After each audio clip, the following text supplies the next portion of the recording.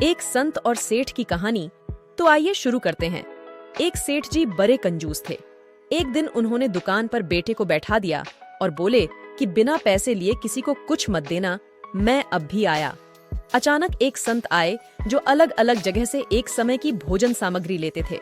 लड़के से कहा, बेटा जरा नमक दे दो। लड़के ने संत को डिब्बा खोलकर एक चम्मच नमक दे दिया। सेठ जी आए तो देखा कि डिब्बा खुला पड़ा था। सेठ जी ने कहा कि क्या बेचा? बेटा बोला, एक संत जो तालाब पर रहते हैं, उनको एक चम्मच नमक दिया था। सेठ का माथा ठनका। वो बोले, अरे मूर्ख, इसमें तो जहरीला पदार्थ है। अब सेठ जी भागकर संत के पास गए। तब तक संत भोजन बनाकर भगवान का भोग लगाकर खाने की थाली लेकर बैठ चुके थे। सेठ जी दूर से ही बोले, महाराज रुकिए, आप जो नमक लाए थे, नमक नहीं था बल्कि जहरीला पदार्थ था। कृपा करके आप ये भोजन न करें। संत जी बोले, भाई हम तो प्रसाद लेंगे ही, क्योंकि भोग लगा दिया है। भोग लगाकर भोजन छोड़ नहीं सकते। अगर भोग नहीं लगता तो भोजन बेशक छोड़ देते।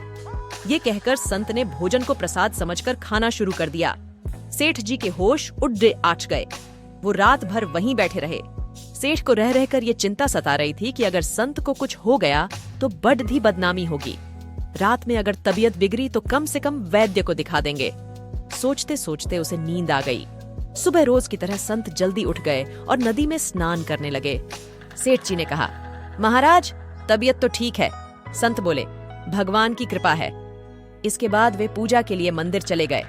जैसे ही संत ने मंदिर का द्वार खोला तो देखा कि भगवान की प्रतिमा के 2 भाग हो गए हैं और शरीर काला पड़ गया है। ये देखते ही सेठ को सब समझ आ गया कि भक्त के अटल विश्वास को देखकर भगवान ने भोजन का जहर भोग के रूप में स्वयं ग्रहण कर लिया और भक्त को प्रसाद ग्रहण कराया।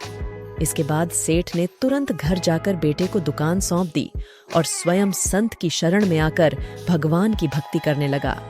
तो साथियों, इसीलिए हमें अपनी सच्ची भक्ति पर अटूट विश्वास रखना चाहिए। इसी तरह की अधिक जानकारी पाने के लिए लाइक, शेयर और सब्सक्राइब करें।